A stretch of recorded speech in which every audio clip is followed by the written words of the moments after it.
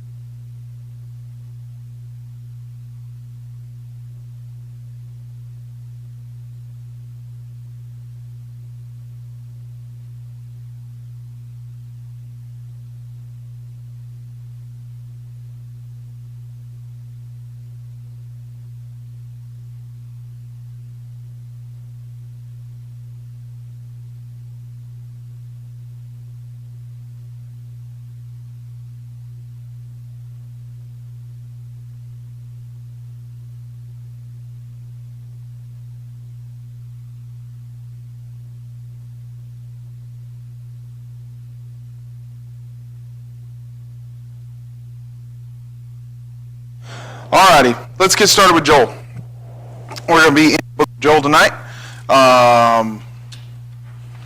And since it is one of the shorter books, we are going through the minor prophets, which means they're the shorter books.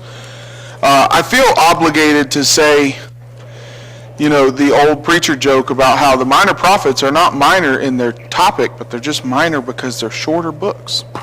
But since it is that way, we're going to read a good amount of the book tonight because I think it's important to kind of get the picture. Plus, Joel is one of those books that does really well about the language of Joel is more poetic in nature, and he does some swapping back and forth from topics, and so we're just going to dive in here in just a minute. But before we get there, what prayer request do we have tonight?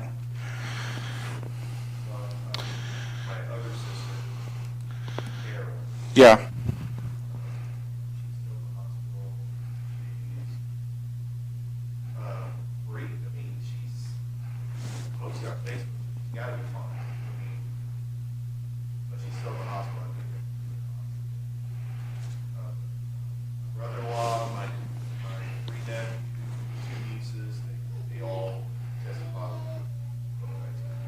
Wow. Little he is at home with allergies, but the school decided because she coughed that they said, okay, you can get a COVID test or quarantine for 10 days. So it's illegal to cough now. You didn't know that? I know, it's allergy season, but obviously people think if you cough, it's crazy. So she's at home. What others? So we have Carol Vargas. We need to be praying for Sarah Hammett. She has been here and visited with us in the past. I'm not 100% sure of everything that's going on. She's a member at Northside in LaGrange. She's been in the hospital for the last week or so, and they are pretty sure that she has cancer. They've transferred her to a different hospital, and she is, I would say in her late 30s. Yeah, late 30s. They have 2 kids, and so please be praying for them and for Sarah. I'll add my friend Mindy, Mindy Fells from Florida. We got word this morning, she is in the hospital on a ventilator with COVID. So be praying for her as well. I don't know any about how she's doing or anything. I know she's not answering our text messages and stuff, so I'm assuming she's not coherent, or she's just not able to answer them at the moment. So Mindy Fells, Sarah Hammett, Carol Vargas, and her family. Who else? Any other prayer requests?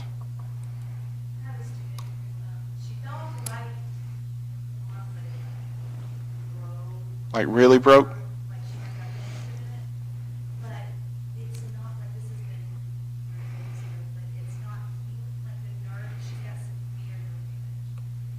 Wow.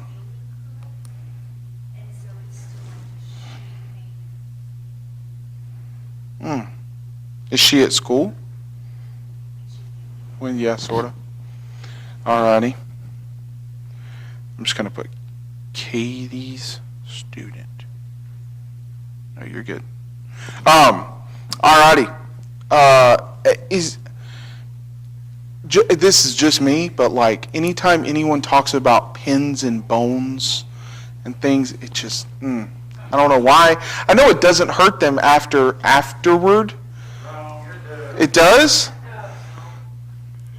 Well, Miss Carol's bionic woman. She's superhuman. She's like Robo Woman. Robo Carol. Stop. I just said it. Oh, man. You and me gonna fight in a minute. Just kidding. Anyways, so Katie's student, and hopefully she'll be getting, that under control. I guess they just have to wait to see if it heals correctly, right? They got to go back in. So, alrighty. Carol Vargas and her family, Sarah Hammett, Mindy Fells, Katie's student. Anybody else? So one of my good friends, Brandon died. He's in Mobile, also works for FedEx.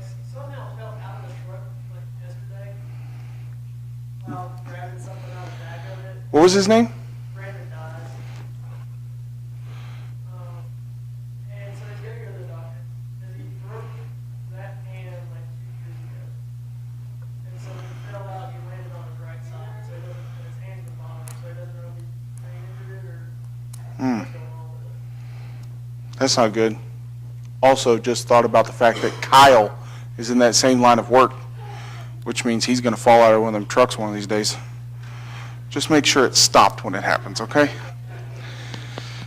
Do y'all know the first time I ever met Kyle? Have y'all ever known this? The first time I met Kyle was at St. Francis Hospital when he electrocuted himself the second time. Are you sure about that? I think it actually might be something you forget, to be honest. I thought you fell off, you electrocuted yourself, and then you fell off and grabbed the line. Okay. Okay. Well, that's when I met him. So, alrighty. Brandon dies, Katie's student, Mindy, Sarah Hammett, and Carol Vargas. Alrighty. I'll remind y'all, and those will be in the bulletin this Sunday. Also, don't forget, this Sunday, Rebecca and I will be gone, and then I'll be gone next Sunday, next Wednesday and next Sunday. So, Ron is teaching next Wednesday night for me. Kyle's preaching on Sunday, and then Caden Mallory will be here on the 25th with us. So, alrighty, let's dive into the book of Joel.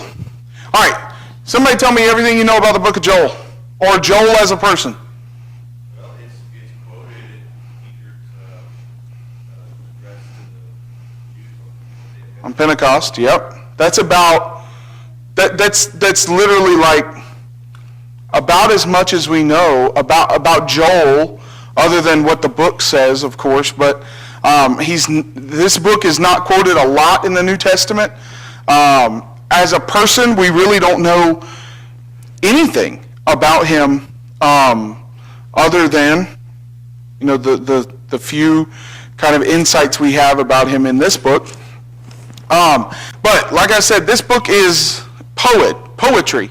It's really 2, maybe 3 poems that are put together. And so if you want to kind of break it down in an outline, chapter 1 is about what is currently going on in Israel at the time of the writing.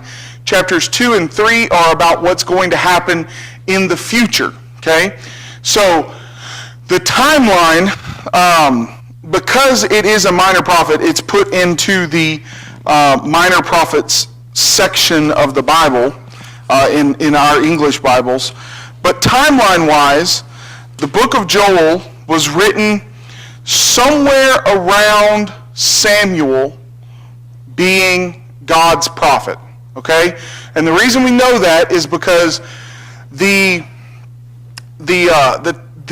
kings are not mentioned in this book, although realistically, if you're trying to talk about the nation of Israel, which he talks about it as the nation of Israel, so we know it's before the separation, but it's somewhere between, I don't know why I said Samuel, somewhere between Samuel and Solomon. Probably not as far as David, but we always say Samuel to Solomon just in case. But the kingdom is still together, and during this time there is something very tragic that happens in the city, or in the nation rather, and that is this swarm of locusts. So let's look in chapter 1. We're going to just start with verse number 1. The word of the Lord that came to Joel, the son of Pethuel. Hear this, you elders, give ear, all inhabitants of the land. Has such a thing happened in your days and in the days of your fathers? Tell your children of it. Let your children tell their children, and their children tell another generation. What the cutting locust left, the swarming locust has eaten. What the swarming locust left, the hopping locust has eaten. And what the hopping locust left, the destroying locust has eaten. Awake, you drunkards, and weep and wail, all you drinkers of wine, because of the sweet wine, for it is cut off from your mouth. Okay, so there is this locust plague. Have y'all ever seen locusts? I mean, we have those locusts that come around here every year. No, they're like the locusts. Have you seen like the Volkswagen-sized black grasshoppers? Those are cicadas. I'm talking about the black grasshoppers. Oh no, cicadas are those ugly-looking, beetle-looking things that leave their skins on the trees. And the annoying sound. Thankfully, we don't live in the area where they get super loud. But no, those black locusts, those black grasshoppers, those are a type of locust. But the locusts that happen in the Bible area, just for instance, in the recent past, not super recent, but I want to say it was in the 1930s or 40s, there was a locust infestation that came in Egypt. And essentially what they do is they bury these little holes, they put their eggs in there, and there can be 700 to 800 eggs in 2 square inches of ground. And those patches of eggs can reach for 200 to 300 yards of just millions of eggs.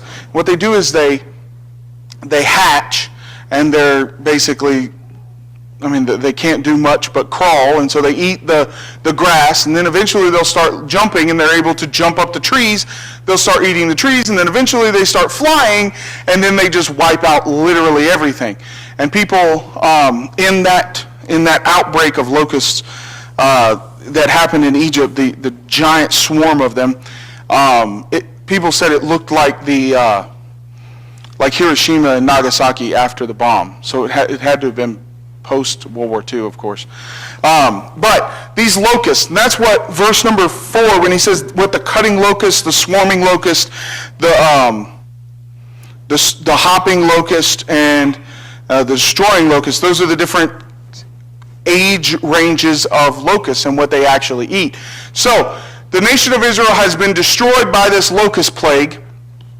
Not a plague like what happened in the Exodus, but still a plague, right?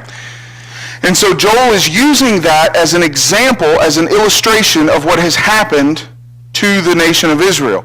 So look at verse number 7. Somebody read Joel 1, 7 and 8 for me.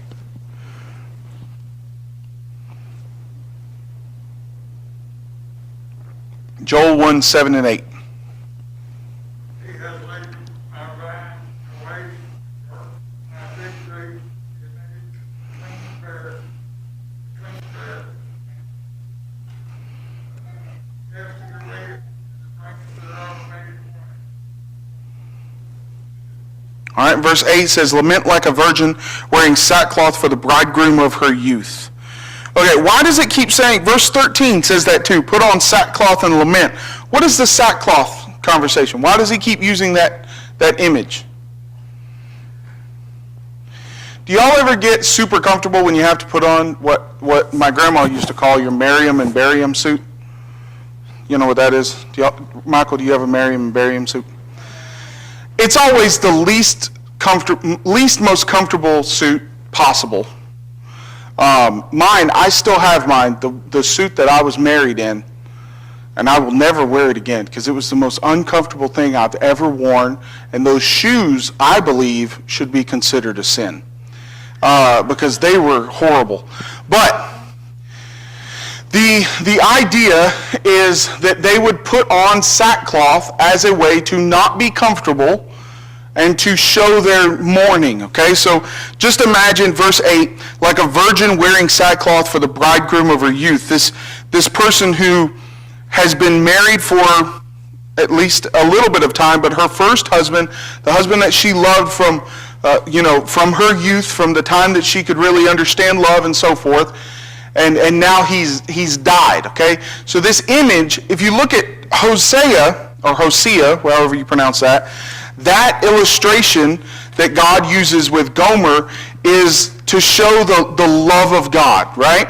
Well, this illustration that Joel is using is to show the severity of God and how God interacts with his people when they've been overcome by sin. So look down at verse number 13. Put on sackcloth and lament. O priests, wail, O ministers of the altar, go in, pass the night in sackcloth, O ministers of my God, because grain offering and drink offering are withheld from the house of your God. Consecrate a fast, call a solemn assembly, gather the elders and all the inhabitants of the land to the house of the Lord your God, and cry out to the Lord, alas for the day of the Lord is near, and as destruction from the Almighty it comes. Okay, so when someone is convicted of sin, what is the usual process that happens when someone is guilty of sin, becomes convicted, and wants to make that better? Somebody kind of just give me an example or kind of a rundown of what usually happens. You think about it? You realize something's wrong, right? And you have guilt. You might have, the stages of grief where you have anger and then you try to blame it on someone else and then finally it sets in. But you have this realization, right? Turn to Luke chapter, I believe it's 15.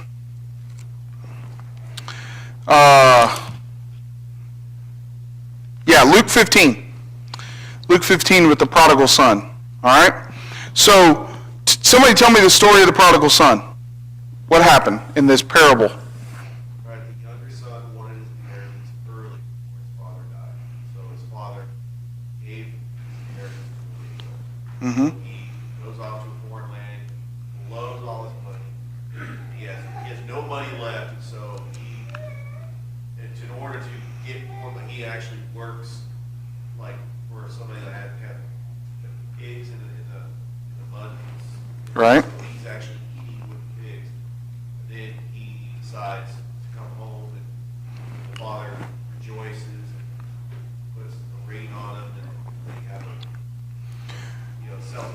Right. And then the older brother is kind of, well, I've been here this whole time. Right. He gets jealous, He gets right? jealous, like, why didn't I get a party? And so the parallel to this is sometimes we can be the older brother. Like, we've always been faithful and we feel like we're not appreciated. And then, but we can also be the younger son where we go out into the world and we sin. But if we come back and we ask God for forgiveness, He welcomes us. Right, right. So Luke 15, verse 18, when the son is in the pigsty and he's eating what the pigs ate, verse 16. Verse 17, it says this, but when he came to himself, he said, how many of my father's hired servants have more than enough bread, but I perish here with hunger? Arise, I will arise and go to my father, and I will say to him, Father, I have sinned against heaven and before you. I'm no longer worthy to be called your son. Treat me as one of your hired servants. Now, back to Joel. Joel says this, verse 5, awake you drunkards and weep and wail, all you drunkards of drinkers of wine, because of the sweet wine, for it is cut off from your mouth. He's wanting them to wake up, right? Now, here's the question. In the book of Joel, it never says that God sent that plague of locusts. So, why then is God using Joel to tell an illustration of the sin of Israel, using the plague of locusts as the example, and using it to get their attention if he didn't send it? Right? People say, well, God sends all these horrible things. Well, he never says he sent this, but he is using it for their good, right? Is it possible for God to use things that happen in culture or in the world, or physical things that happen that are negative to his people? Is it possible for him to use that to get their attention? Can you think of a time in the Bible when it happened? Yeah, go ahead. If you look at parables, all of that is, in a sense, analogies from common day, from their time, common day occurrences to teach you, get your attention, etc. Or whatever he needed to do, simply because you can understand it. Right. So if something like this happens and he's trying to get your attention, you can use that simply because you're going to understand that. Right. Now, does God know that it's coming before it happens? Of course. Of course, right? In Luke 13, Jesus says this, verse 1, there were some present at the very time who told him about the Galileans, whose blood Pilate had mingled with their sacrifices, and he answered them, do you think that these Galileans are worse sinners than all of the other Galileans, because they suffered in this way? No, I tell you, but unless you repent, you will all likewise perish. For those 18 on whom the tower in Siloam fell and killed them, do you think that they were worse offenders than all of the offenders who lived in Jerusalem? No, I tell you, but unless you repent, you will all likewise perish. Jesus just did that exact same thing, right? Was it God's fault? Did God cause the tower in Siloam to fall? He says it was just something that happened. It wasn't because they were because they were sinful. It's just something bad that happened that caused that should get your attention. Just like in Joel, this plague of locusts is something that should get their attention because it's a picture of what happened. Now, listen, okay? There's a catch-22 with everything, okay? But during the height of the pandemic, when everybody was still like beyond scared I was walking through Walmart last night thinking about what it was like a year ago. I walked by someone last night, like just walking down the aisle, and they were walking this way and I was walking this way, okay? And my mind went to, why are they on the same aisle as me? Does that happen to anybody else? My mind reverted to a year ago when it was like, wait, they're going the wrong way. We're all supposed to walk down the aisles in one direction because somehow COVID doesn't go backwards. It only goes forwards, right? Okay. think back to that time when everybody was still kind of like terrified, except Michael. He's just been rolling the whole time. But think back to when everybody was genuinely like scared of what it could be. All I could think about was what's going to happen if this is like the Spanish flu when a quarter of the human population passes away, right? Okay, back then it became like the in vogue thing for churches to put on their church signs. Can anybody think of what a church might put on a church sign about a deadly virus? That COVID isn't the thing we should worry about. It's sin. Is that true? Absolutely. I wasn't a huge fan of it because I was terrified, but it is true, right? That's a kind of an illustration of what Joel is doing in this book, right? He's using a physical thing to get their attention. The COVID was not sent because God is mad at the world, but it is something that might get our attention, and that's what Joel is doing in Joel 1. All right, so now let's move on to Joel chapter 2. So, he talks about the current situation. The seed shrivels, verse 17 of chapter 1. The beasts groan because there's no food. There's no pasture for them, verse 18 of chapter 1. Fire has devoured the pastures because there's no green. And what happens in California every time something gets dry? The whole state lights on fire every year, right? It's coming, okay? So, same concept. Now, chapter 2, he's going to start talking about what's coming in the future, okay? And we're going to focus specifically on verse number 12. Somebody read chapter 2, Joel 2, verses 12 and 13.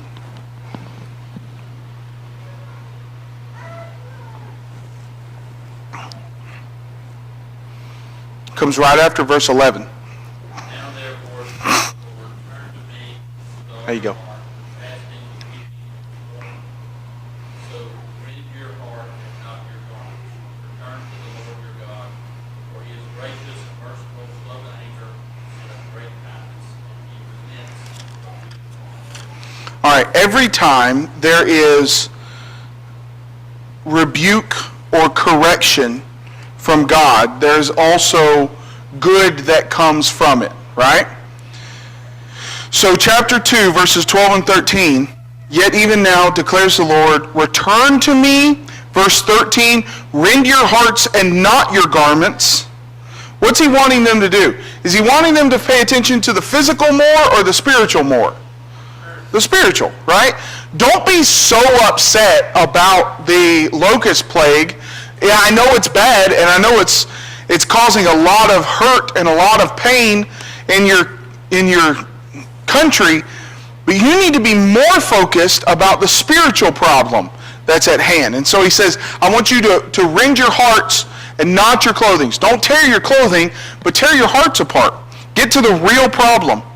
Because the real problem in Jerusalem is not, or in Israel, is not that there's a bunch of bugs jumping around, right? Is that a problem? Yes. But the real problem is sin. And so that church sign, the real virus is sin, right? Yes, absolutely true, okay? So he's wanting them to focus on this. Now he's going to talk about what's going to happen, what's coming. So look at verse 18 of chapter 2. Then the Lord became jealous for his land and had pity on his people.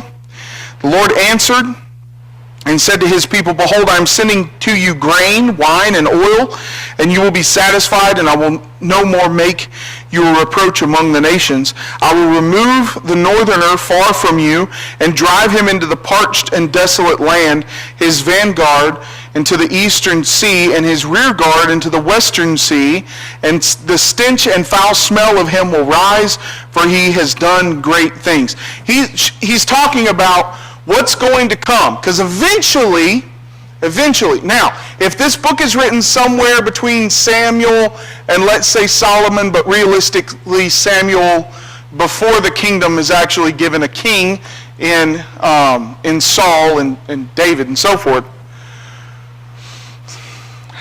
it's going to be hundreds of years before the northern kingdom is attacked and besieged and taken by Babylon.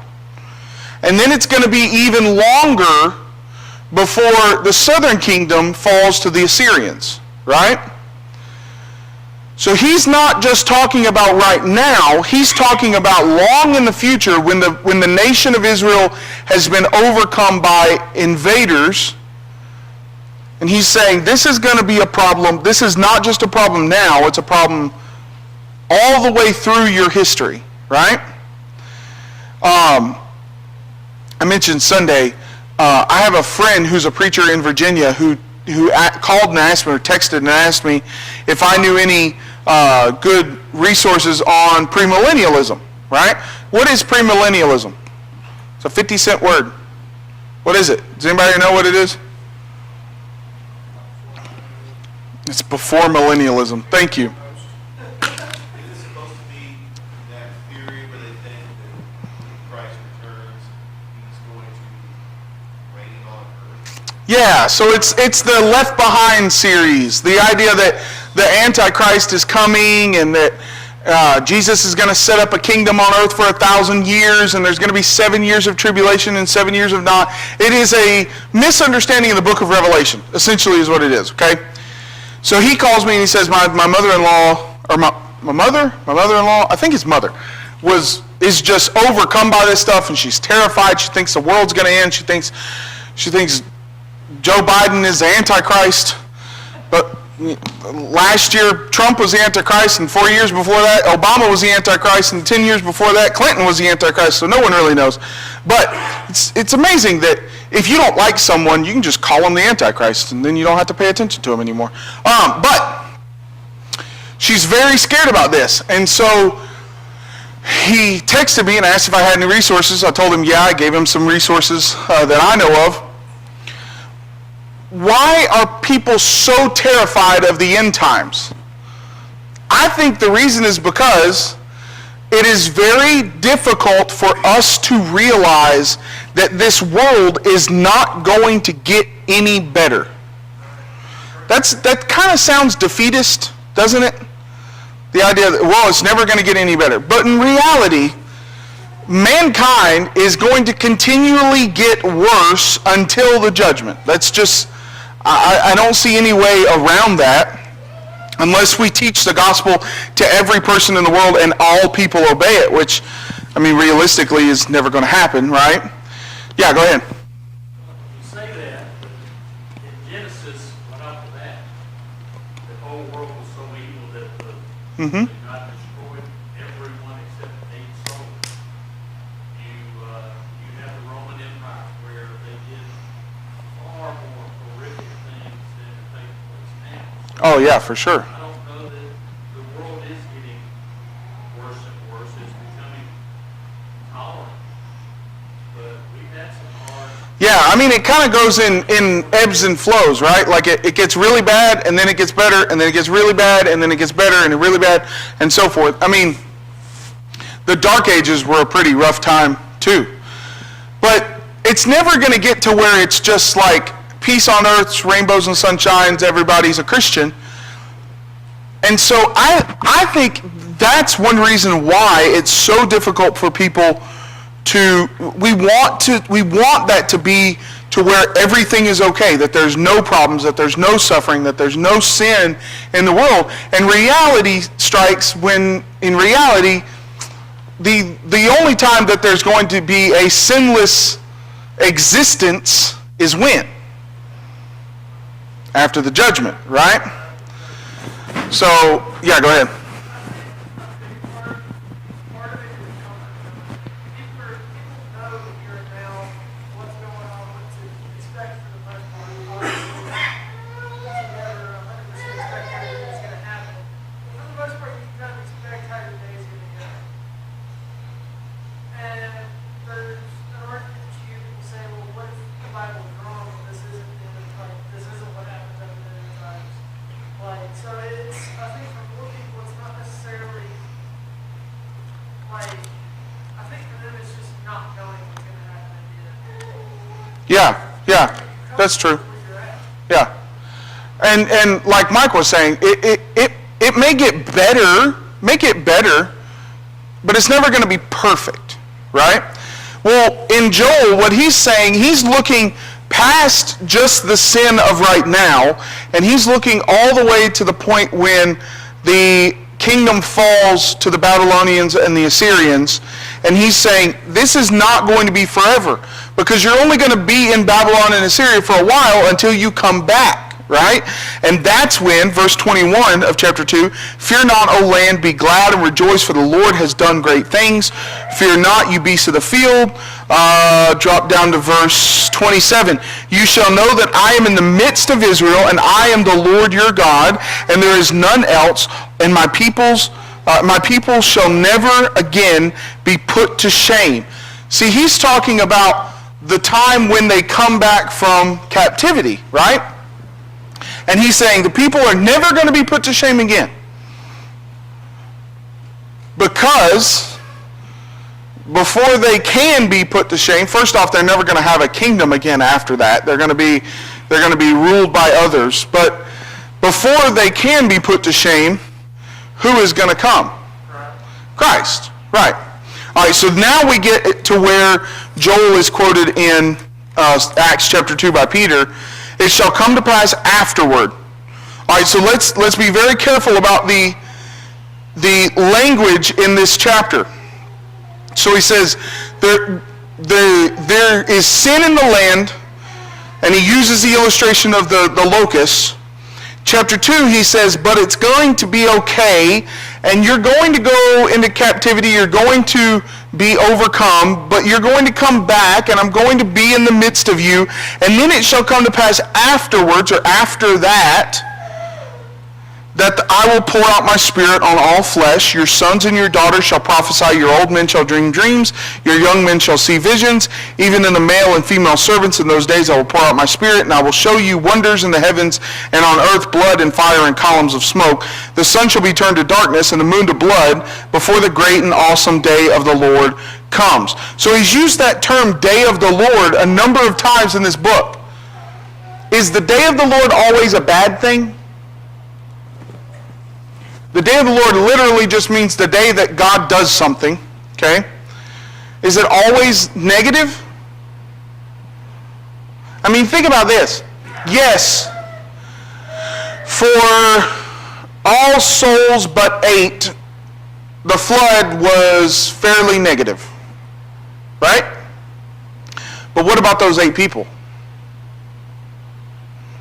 Now, did Noah and his family, did they do a very good job after the flood?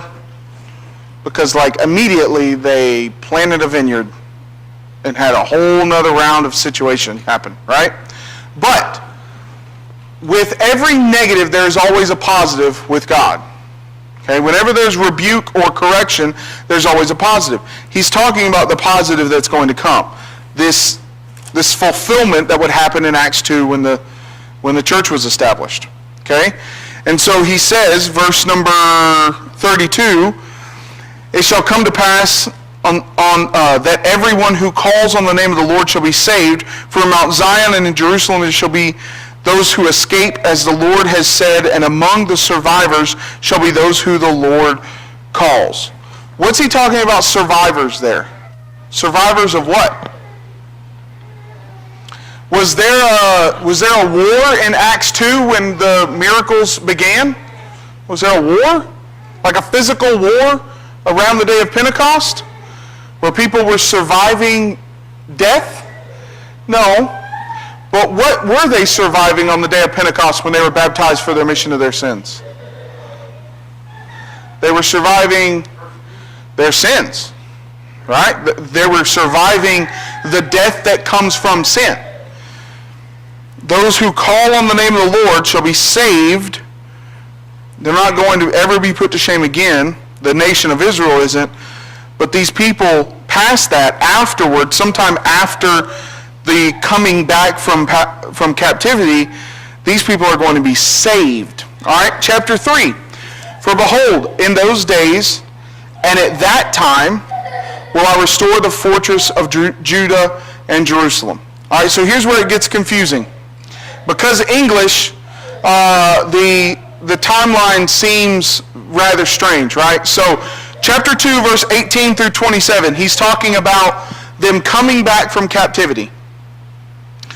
chapter 2, 28 through the end of the chapter, he's talking about Pentecost. So he's standing here, and he's talking about coming back from captivity, and then he talks about Pentecost, and then he says, for behold, in those days and at that time, when I restore the fortress of Judah to Jerusalem, he goes back and he's talking about coming back from captivity again.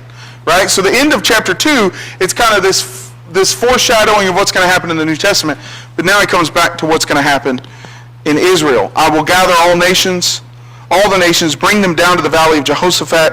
I will enter into judgment with them there, and on behalf of my people and heritage of Israel, because they have scattered them among the nations and have divided up my land and have cast lots for my people and have traded a boy for a prostitute and have sold a girl for wine and drunk it. What are you to me, O Tyre of Sidon? So he's going to deal with those nations that had been persecuting the nation of Israel all those times. Who were some of the nations that caused big problems to Israel during the time of the kings? Philistines. The Moabites. The Canaanites, the Amorites, and the Girgashites, and the Amorites, and the Hershavites, and the Hittites, and all you got to do is add an ite. Jebusites, all these people, right? But then, not just them, the Babylonians and the Assyrians, right? What happened to the Babylonian nation? Can you go to the UN and see the seat where the Babylonian nation sits today? It fell to the Assyrians. And then the Assyrians, what happened to them? They fell to the Persians, right? And the Persians allowed the Israelites to come back. But then they were a little too heavy-handed, and what happened to the Persians? They fell to the Greeks. And then what happened to the Greeks? They fell to the Romans, right? So in chapter 3, he's essentially saying all those nations that have been causing you problems, that will cause you problems from the time of Joel's writing to the time of the taking away into captivity and then the coming back, all those nations, they're going to be dealt with too. So that's a huge question in the Old Testament that people ask about the Old Testament is, if God is using these sinful nations to persecute and critique and rebuke and attack the Israelite nation, why is he using sinners to do his work? What would you answer? If somebody asked you, why does God use sinners to do his work, what would you say? What do you think? Are they perfectly okay in the way that they treated the Israelites, even though God sanctioned their taking over the Israelite nations? Were they ever going to be held accountable for how they took over them? Yeah. Just because God used them does not mean that they didn't go beyond, right? When the President of the United States and Congress declares war on a nation, why do they do that? Let's be altruistic here. Okay? Why do they do that? Because they believe that war will solve some issue, whatever that issue is, regardless of whether you agree with it or not. Okay? They believe that war will solve some issue that they are facing, that the nation is facing. But then, if a single soldier or an entire platoon of soldiers goes to Afghanistan or Iraq and acts in unethical ways, what are they court-martialed for? For war crimes, right?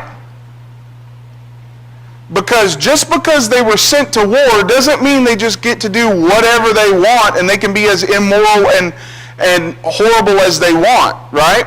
That's the same kind of concept with these nations. These nations had sin in them. And the way they interacted with Israel when God sent them in to take over those Israelite towns and cities and eventually the whole nation, they didn't act morally when they did it. Were they going to be held accountable for the way they acted? Yes. Were they going to be held accountable for their own sins? Yes. That's like that's kind of the same concept as the when Jesus is talking. I'm going blank on the passage. Is it Matthew 7 where he talks about if your brother sins, you need to take the plank out of your eye? What passage is that? I can't even quote my whole brain has just gone blank.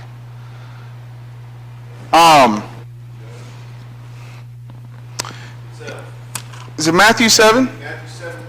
Matthew, okay. That you will not judge, for with judgment you pronounce, you Yes. will be judged. There we go. With the measure you will use it, will be measured to you. Why do you see the speck that's in your brother's eye, but do not notice the log that's in your own eye? Right. So, verse 4, how can you say to your brother, let me get the speck out of your eye, when you have a log in your own eye? You hypocrite, first take out the log out of your eye, and then you will see clearly. Now, that's the case, but is there times when, are there times when you and I can say, hey, Richard, I know you got this problem here, and hey, Richard, I know that I also have this problem, and I'm trying to work on my issues, and I want to help you work on your issues, and I want you to help me work on mine, and we can work together. Does that mean that because I approached Richard with his issue that I am claiming complete and utter sinlessness? No. Right? Same concept. I'm going to be held accountable for mine. He's going to be held accountable for his. Right? And so those nations, especially the ones that Joel is talking about, we don't have time to read it, but I want you to read Joel 3, the whole chapter of Joel 3, because it gets very graphic about how God is going to treat those nations. Look at verse 9. Proclaim this among the nations. Consecrate for war. Stir up the mighty men. Let all the men of war draw near, and let them come up. And essentially what God is saying, one of my instructors back in school was Curtis Cates, and he used to say, if you want to fight God, you better weigh yourself. And the reason, because you don't have what it takes. Okay, what he's saying in Joel 3 is, get all your men, get your battle gear, get your armies together, and come to God. And then chapter 3, verse 12 and 13, he says this, let the nations stir up themselves and come to the valley of Jehoshaphat, for there I will sit to judge all surrounding nations. Put in the sickle, for the harvest is ripe. Go in, tread, for the winepress is full, the vats overflow, for their evil is great. Multitudes in the valley of decision, for the day of the Lord is near, the valley of decision. Well, essentially what he's saying is, your armies, even though I use your armies to punish Israel, you're not going to be getting out of your own punishment as well, right? And I think that's important for Christians to remember, because a lot of times we think, well, the world, they just get away with everything. Sometimes it seems like that, doesn't it? That non-Christians can just do whatever they want, and they never have to pay consequences for it. But in reality, they are going to pay consequences for it. The Christians in the first century were probably thinking that same thing about Rome, weren't they? Rome can just do whatever they want, and they never get held accountable. But in reality, they're going to be held accountable too, right? All right, so any questions or comments about Joel? Next week, y'all will study the book of Amos. And then when I get back, we will study Obadiah and so forth. We're just going to walk through the whole Old Testament, the rest of the Old Testament, rather. But I appreciate y'all. Let's take a little break, and then we'll get started with our Devo here in just a minute. Thank y'all.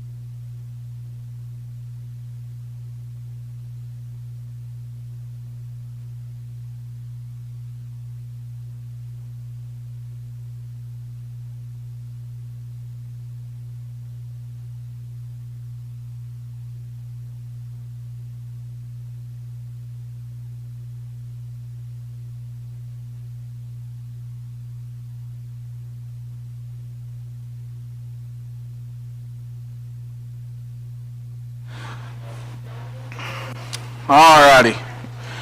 Let's get started. We got the whole crew back from next door. Good thing we got two teachers in that one class for all the kids that were in there tonight versus Kathy's class, because Brooke and Kayla had one and Kathy had like 42. Alrighty. Richard's going to lead our invitation song tonight, and I'm going to lead Richard's going to lead our invitation. I'm going to lead our invitation song. So let's do 904. Let's do 904 for the invitation song. As far as prayer requests, we have Carol Vargas and her family all have tested positive for COVID-19, and Carol is not doing well at all. Richard, did you say she is in the hospital? Okay, that's what I thought. Yeah. So Carol and her family. Sarah Hammett is a friend of the Holdridges, but also they have been here to visit with us in the past. Her kids are also the ones that just keep getting all of the bunny rabbits that Rebecca and I don't need anymore. I think we've given them like 5 bunny rabbits at this point. But she has been diagnosed with some sort of cancer. I didn't get the whole picture from her Facebook.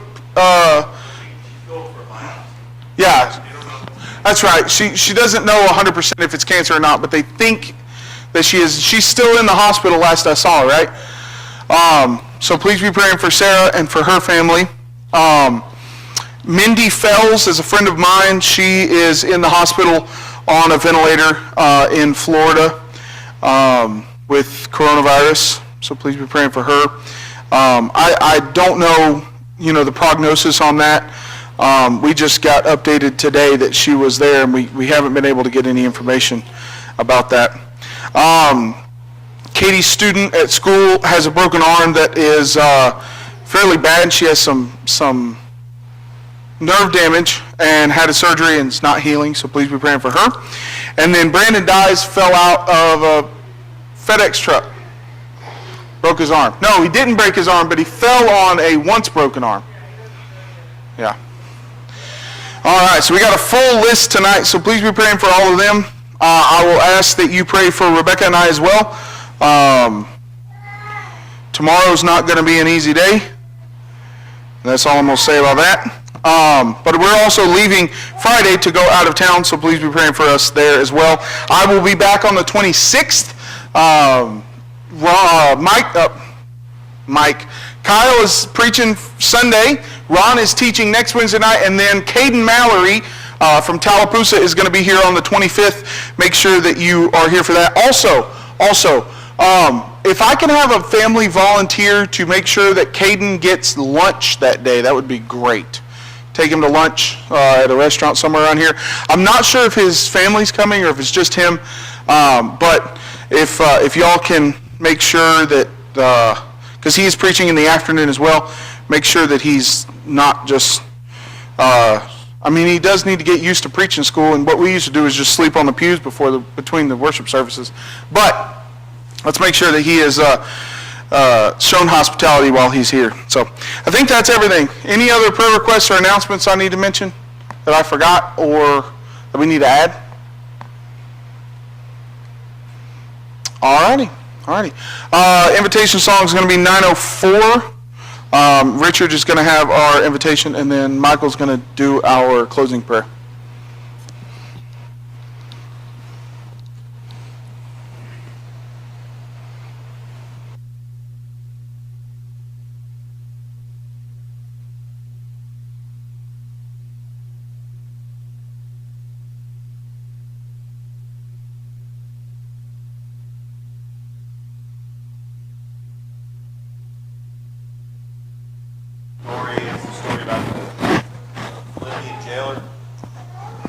Paul and Silas were arrested. They were praying, singing hymns to God. And then all of a sudden there was an earthquake. And the Philippian jailer, who feared for his life because the punishment for prisoners being free was death. So the Philippian jailer, he completely thinks he's going to die, so he draws a sword. Paul says, you know, we're here. And then he asks the question a lot of us ask in the world today, what must I do to be saved? So you have the Philippian jailer who completely turns around, does a 180, where his future, he thinks that, you know, he's going to die because he let all these prisoners out. And it turns to him being saved. And Paul tells him in verse 31, and they said, believe in the Lord Jesus, and you will be saved, you and your household. Verse 32 says, and they spoke the word of the Lord to him and to all who were in his house. That's a great feeling when somebody obeys the gospel. We have every opportunity around us to share the gospel with every soul in this world. Everybody that we come in contact with, people at work, people at the grocery store. And they're all asking the same things that we're asking. What must I do to be saved? Unfortunately, the religious world has given them a false hope, has given them the incorrect plan of salvation that has caused the majority of the world to be astray. And us as Christians, not only do we have to examine our lives and we have to continue focusing on our salvation, but it's up to us to make a difference in this world. Like Paul and Silas made that difference to the Philippian jailer and his family. Perhaps there's somebody here that needs to hear the gospel, or somebody here that has fallen astray that would like to come back to the fold. You have an opportunity as we sing the invitation song. Have you been to Jesus for the cleansing power? Are you washed in the blood of the Lamb? Are you fully trusting in his grace this hour? Washed in the blood of the Lamb. Are you washed in the blood, in the soul cleansing blood of the Lamb? Are your garments spotless? Are they white as snow? Are you washed in the blood of the Lamb? Lay aside the garments that are stained with sin, and be washed in the blood of the Lamb. There's a fountain flowing for the soul unclean.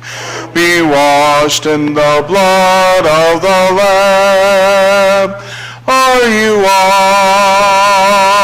in the blood, in the soul cleansing blood of the Lamb? Are your garments spotless? Are they white as snow? Washed in the blood of the Lamb. Let us pray. Dear Heavenly Father, we thank you for this day. Lord. We thank you for another time to come to your portion of the word. Lord. We thank you for the study tonight. Lord, we ask you to be with the many who mentioned tonight in prayer. Lord, the ones that are homesick, under hospital care. Lord, we ask you to be with them. Lord, we ask you also to be with our number of haven't come back yet. Thank you for them. Lord, let's be able to keep moving forward and fear and problems and issues. Lord, we ask you to be with us all for this week. Be with us. I ask you to pray. Amen.